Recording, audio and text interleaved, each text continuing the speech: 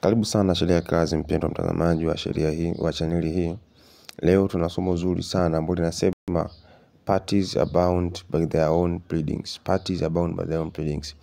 Hili ni swali ambalo huwa linajirudia sana kwenye mitihani, kwenye nini, lakini hata kwenye maisha ya kawaida ya wakili ni kaswala fulani huwa kanajitokea sana. Leo sasa nikaona nikuletee presentation ambayo itakusaidia kwa ndani ya dakika chache uelewe vizuri parties wanakuwaje bound by their own pleadings.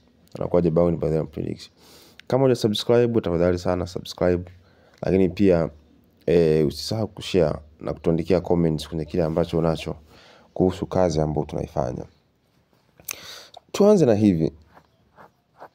Pleadings ni nini? Pleadings ni nini? Ukisoma the Civil Procedure Code ambayo ni sheria inayoongoza masuala ya madai yote, utaona kwamba Civil Procedure Code imeelezea kwamba pleading inajumuisha plaint, written statement of defense na anasema na any other subsequent pleadings. Maana ni kama hizo ambazo nimekuwekea kwenye mabano hapo kwamba kuna counter claim na kuna set of claim. Sasa kabla tujaenda mbali zaidi, nadhani vizuri tukazipitia kwanza hizi tukaona zina nini ndani yake. Tukianza na plaint. Plaint kwa kifupi tunasema plaint ni document ambayo huwa inatumika kuanzisha kesi zote za madai. Huwa inatumika ku start civil cases.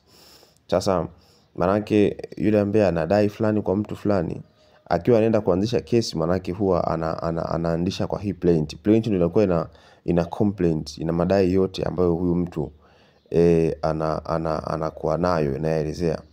Sasa ukisoma section 22 ya the Civil Procedure Code, utaona ya kwamba inasema kwamba every suit shall be instituted by the presentation of a plaint or in such other manner as may be prescribed.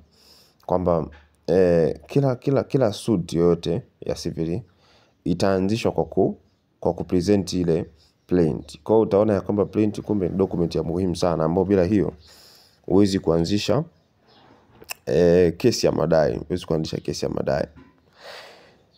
Kwenye plaint kuna nini? Lazima kuwe na nini kwenye plaint? Tunaangalia particulars to be contained in a plaint. Sasa hii inapatikana kwenye order 7. Order 7 ya the Civil Procedure Code. Utaona kwenye rule 1 hapo wameelezea zile particulars ambazo lazima zipo.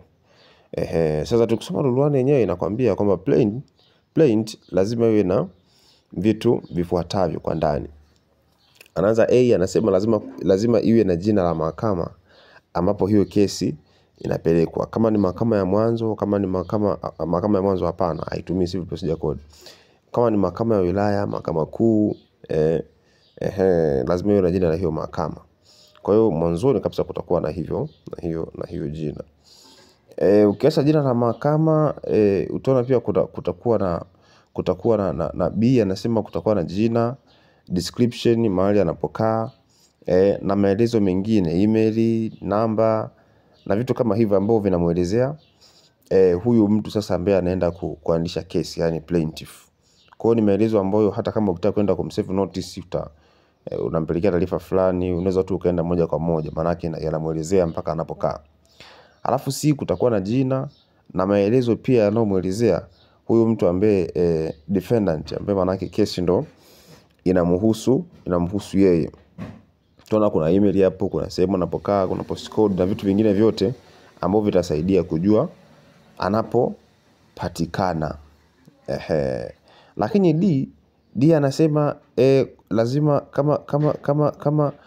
kama plaintiff au defendant ni minor ni mtu ambaye hajafikisha miaka 18, ni mtoto kwa maana yake, au ni mtu ambaye ni of unsound mind, hana akili timamu, lazima basi kuwe na statement ambayo inaelezea kwamba huyu mtu yuko hivyo.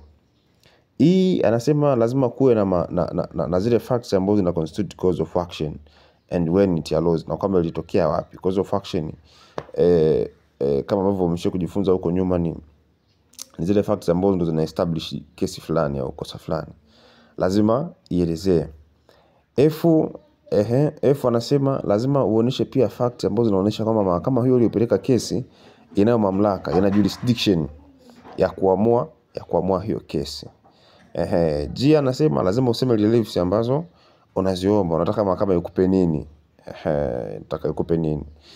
Kwa hiyo lazima useme humo ndani. Lazima kuwe na statement ya thamani ya hilo shauri, ya hiyo kesi. Kwa nini? Kwa ajili pia kusaidia kwenye kuangalia mamlaka ya mahakama. Kwa hizo ni particulars za muhimu sana ambazo lazima ziwe kwenye plaint. Ukiandika plaint, hakikisha kwamba hizo hauzikosi. Pleading nyingine ni hii inaitwa written statement of defense. Sasa hii written statement of defense tunasema of course ni document ambayo inatumika kwenye kesi za madai. Ambao sasa ni huyu mtu ambaye ni defendant ambaye kesi imeelekezwa kwake anatumia kama nini? Kama utetezi. Sasa ndani ya hii written statement of defense ndo huwa kuna hizo counter claim.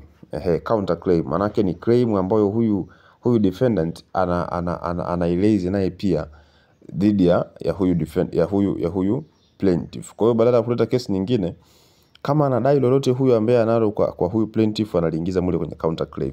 Lakini ndani ya hiyo written statement of defense kuna set of claim. Kuna set of claim. Set of claim ni ile ambayo tunasema ni yale madai ambayo yanamruhusu huyu defendant kupunguza lile deni au lile dai ambalo anadaiwa. Kwa kama kuna lingine ambalo yeye anamdai, anaweza akalilezi kwenye hiyo kwenye written statement of defense ikampunguzia liability kwenye kile ambacho plaintiff anamdai. Kwa hiyo ni vitu ambavyo vimo ndani ya hiyo. Sasa ukisoma order 8 ya Civil Procedure Code itakwambia vizuri ya kwamba hii written statement of defense inatakiwa kufailiwa siku 21 baada ya kupokea summons kutoka kwa defendant, manake kwa plaintiff. Manake plaintiff akipresent ile plaint mahakamani, mahakama itatoa summons ambazo atapelekewa huyu defendant. Ndani ya siku 21 anatakiwa afanyeje? Afile written statement of defense. Sasa hizo ndo pleadings sasa ambazo huwa tunakuwa nazo kwenye civil cases. Sasa tunaposema parties are bound by their own pleadings tunamaanisha nini? Tunamaanisha hivi kwamba ukiandika kitu kwenye pleadings, ukifika mahakamani wakati unaelezea kesi yako, hakikisha hauendi kinyume na kile ambacho umekiandika kwenye pleadings. Kwa mfano kwenye pleadings umeandika labda unamdai milioni 200. Ukiwa upo mahakamani wakati una defend kesi yako, hakikisha unasema milioni 200, sio tena useme milioni 300. Maana yake ni kwamba hapo utakuwa unaenda kinyume na nini? Na pleadings. Utakuwa unaenda kinyume na pleadings. Kwa hiyo ukisema kitu kwenye pleadings lazima ukifuate kama kilivyo na ukiseme kama kilivyo. Isipokuwa kama utabadilisha pleadings. Usipobadilisha pleadings na venyewe kwa ruhusa ya mahakama, hautaruhusiwa kwenda kinyume na pleadings zako wewe mwenyewe. Kuna hii kesi ya John Bunini dhidi ya Charles M. Busiro, Civil Appeal number 576 of 2022. Court of Appeal of Tanzania at Musoma. Kwenye ukurasa ule wa 10 kuna statement hapa imetolewa ambayo ipo tu kwenye kesi nyingi. Kwenye hii statement anasema, nitasoma kwa Kiingereza alafu nitaitafsiri kwa ufupi kwa Kiswahili. Anasema, in any legal proceedings, parties are generally bound by the facts and claims they present in their pleadings. This means that in the absence of amendments, parties to a civil suit cannot present a case that contradicts or goes beyond what they have stated in their pleadings. The rationale behind this principle is not far-fetched. It is to ensure and maintain a fair and orderly trial process by preventing the parties from changing their case in the course of trial and ensuring that the court focuses on the issues arising from the pleadings. Kwa kifupi anachokisema hapa ni kwamba kwenye kesi zote, parties wana wajibu wa kufuata kile ambacho wamekisema kwenye pleadings zao. Hiyo inamaanisha ya kwamba kama hawajafanya mabadiliko yoyote kwenye pleadings zao, yani kwenye plaintiff, kwenye written statement of defense, hawa parties kwenye hizi kesi za madai hawaruhusiwi kusema kile ambacho kimeenda zaidi ya walichokiwa kwenye pleadings au kile ambacho hakijawa stated kwenye pleadings. Anasema ni kwa sababu gani? Rationale. Rationale hii ni nini? Anasema ni ili kusaidia kuwe na utaratibu kwenye kesi, lakini pia kuisaidia mahakama kufocus tu kwenye zile issue ambazo zimekuwa raised kwenye pleadings. Kwa hiyo unapokuwa na kesi yoyote, wewe ni wakili, umeandisha kesi fulani, hakikisha unachokisema kwenye pleading, ulichokiandika kwenye pleadings ndicho utakachoenda kukitetea kule mahakamani wakati kesi inasikilizwa. Kinyume na hapo kesi yako itaonekana kama umeshindwa kuprove case. Tunafahamu standard of proof ya civil cases ni on the balance of probabilities. Kwa hiyo ukienda kinyume na kile ambacho kipo kwenye pleadings, kesi yako utashindwa kwa kufanyaje? Kwa kushindwa kuthibitisha kesi yako ni balance of probabilities. Kama kilichotokea kwenye hii kesi ya John Bunini versus Charles Mbusiro. Kesi ya Charles Mbusiro versus John Bunini, kesi ambayo ilikuwa mahakama kuu. Ndicho alichokifanya huyo mtu. Alichokisema kwenye pleadings, alafu alichokuja kusema mahakamani wakati anatetea kesi yake ni vitu viwili tofauti. Kwenye rufaa, ukienda kwenye rufaa alafu ukasema kitu ambacho ni tofauti na kile ambacho ulikisema kwenye kesi kuu kwenye pleadings, kesi yako itakuwa dismissed. Kwa sababu gani? Hairuhusiwi ku depart from your own pleadings. Kwa hiyo ni principle ambayo lazima uizingatie sana kwenye kesi zote za civil ambazo unakuwa nazo. Asante sana kwa kuwa na sisi. Tafadhali sana subscribe, share, andika kwenye comment una maoni gani kuhusu presentation hii na zingine ambazo zinafuata. Mungu akubariki.